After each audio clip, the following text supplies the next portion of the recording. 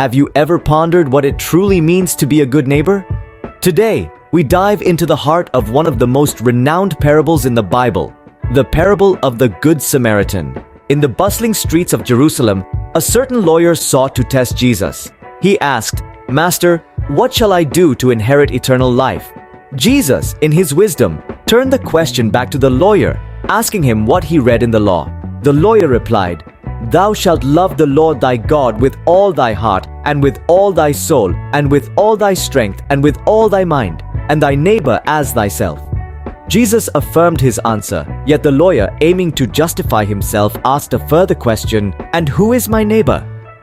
To answer, Jesus spun a tale that has since echoed through millennia. He spoke of a man traveling from Jerusalem to Jericho who fell among thieves. They stripped him, beat him, and left him half dead. By chance, a priest came along that road. Seeing the man, he passed by on the other side.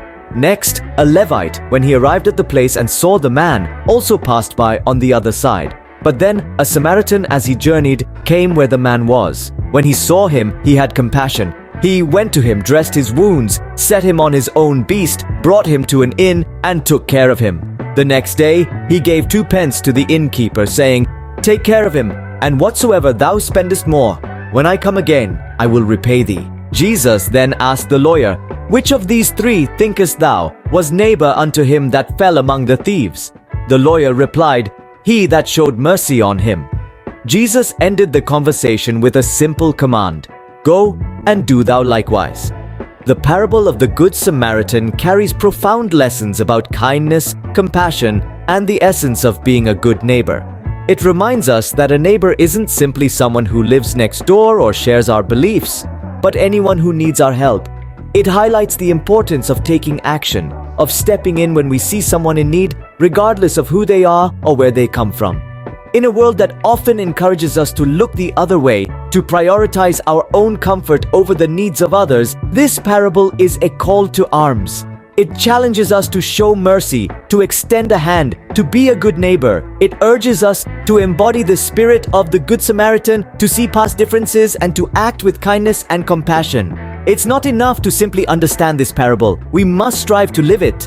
As we go about our daily lives, may we remember the Good Samaritan and his acts of mercy. May we not only ask, "Who is my neighbor?" but also, "How can I be a good neighbor today?" Remember, being a Good Samaritan doesn't require grand gestures or heroic acts. It begins with small acts of kindness, with seeing a need and choosing to meet it. It starts with choosing to love our neighbor as ourselves. The parable of the Good Samaritan is a timeless reminder that we are all interconnected, that every act of kindness, no matter how small, can make a difference.